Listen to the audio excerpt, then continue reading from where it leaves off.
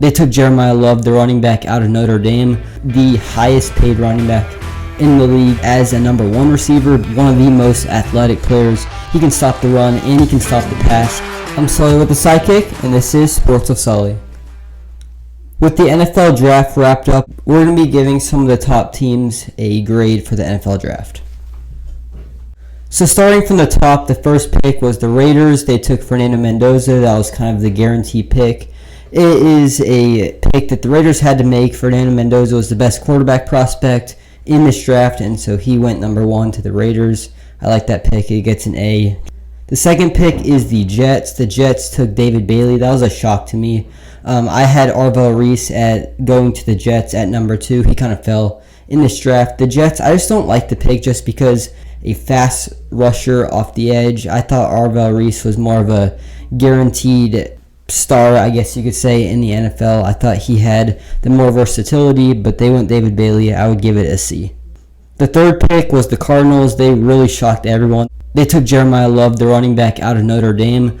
I thought this was a big reach. The Cardinals need a quarterback. There's no quarterback to really take, so you're not going to be getting a quarterback in this draft. I thought they should have went offensive line, but they reach and take a running back. Jeremiah Love is going to be making $10 million a year, and he would be the highest paid running back in the league. And even if he pans out, I think he's going to be a good player. I don't hate the player. I just think that it's a big reach, and you're going to be paying this first-round running back a lot of money. You could have gotten a position that you needed more. Number 4 pick was Carnell Tate. He went to the Titans at number 4. Again, I think this is a little bit of a reach.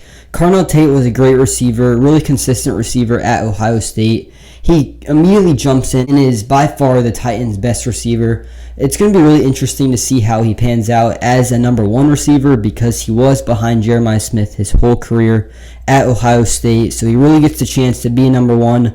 I thought Jordan Tyson was the better receiver in this class. He definitely had more concerns with the injuries, but they went Carnell Tate. Again, I don't think it's a great pick, but I don't hate it. I would give it a C+. Number 5 pick was the Giants, their first of 2 top 10 picks. They went Arvell Reese. I love the player. I think he fell. I think they went best player available. I had him the number 2 player in the draft, but I don't love the fit in New York just because they have so many defensive players. They have so many linebackers. Brian Burns and Abdul Carter they drafted last season, are going to be playing that position a lot. Arvell Reese, I guess, is going to be playing a little bit more of the edge, but they kind of have edge rushers. So I would love to see the Giants take a corner in Mansour Delane, but they take Arvell Reese. You can't hate the player just because he has so much talent. I'll give it a B. The number 6 pick was the Chiefs. They traded up from number 9 to number 6 with the Browns to take their cornerback of the future, Mansour Delane. I love the pick. I love the fit of Mansour Delane. They traded both of their cornerbacks in the offseason. Trent McDuffie, the All-Pro, went to the Rams, so they had to fill in that position, and they went Mansour Delane, by far the cornerback 1 of this class. I am curious because I'm not sure they had to trade up. I don't know if the Browns would have taken him, and I don't know if the Saints would have taken him either, so maybe a little bit of a reach, but they had to make sure, so they trade up. And I love the player for the Chiefs, and I would give it an A. Number 7 was the Commanders, and they took Sonny Styles. Sonny Styles was projected to go in the top 5. Kind of fell to the Commanders. I love this fit with Washington. They just need a lot of defensive help. Mansour Delane was off the board, so they couldn't take a corner, so they pivot to Sonny Styles. And Sonny Styles is one of the most athletic players in this draft class. He's a linebacker who's 6'5" and can really move around very well. He can hang with wide receivers because of his speed. Then he has the size to hang with running backs and tight ends also, so he's going to be a great fit. He's going to do a lot for this Commanders defense, who hopefully is going to have a bounce back season. I would give it an A-. Number 8 was the Saints. They took Jordan Tyson, the receiver out of Arizona State. Like I said, Jordan Tyson, big risk, big reward kind of guy because he had so many injuries at Arizona State. Jordan Tyson, I love the player. He has the most upside at receiver in this draft class. He can be a number 1, and the Saints are showing lots of trust in Tyler Shuck, their quarterback who they drafted in the second round last season. So they get him, his wide receiver 1 in Jordan Tyson. I would give it a B+. Number 9 was the Browns. They took Spencer Fano, the guard, out. They took Spencer Fano, the offensive lineman, out of Utah. A little bit interesting. I thought Francis Malinois was the offensive lineman, the number 1 offensive lineman in this class. But again, Spencer Fano, they're very close. They're very close in talent. They went Spencer Fano. I like them taking offensive line because the Browns have a really good defense. They have a quarterback battle going into training camp, so they shore up that offensive line to protect whoever is going to be at quarterback. They address the offense later in the draft. I like that because the top 2 receivers weren't off the board. It would have been a big reach if they took Mekhi Lemon at 9, so they got one of the best offensive linemen in this class. I would give it an A-. Number 10 was the Giants. They got this pick from trading Dexter Lawrence to the Bengals. They took Francis Malinois, the offensive lineman, out of Miami. I love this pick for the Giants just because they have a really good defense.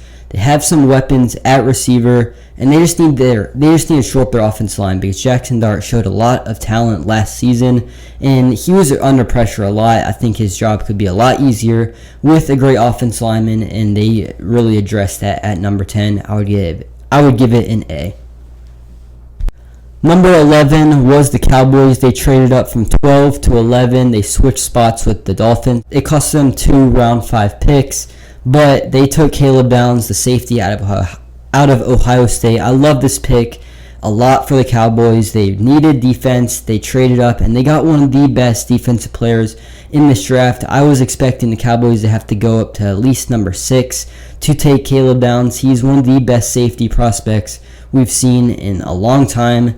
Caleb Downs can really do it all. He can play corner, he can play nickel, he can play safety, he can stop the run, and he can stop the pass. He can kind of do a lot of things. He's just going to fill lots of holes on this Cowboys defense. They really needed that. They didn't have to move up a whole lot to 11. I would give this an A+.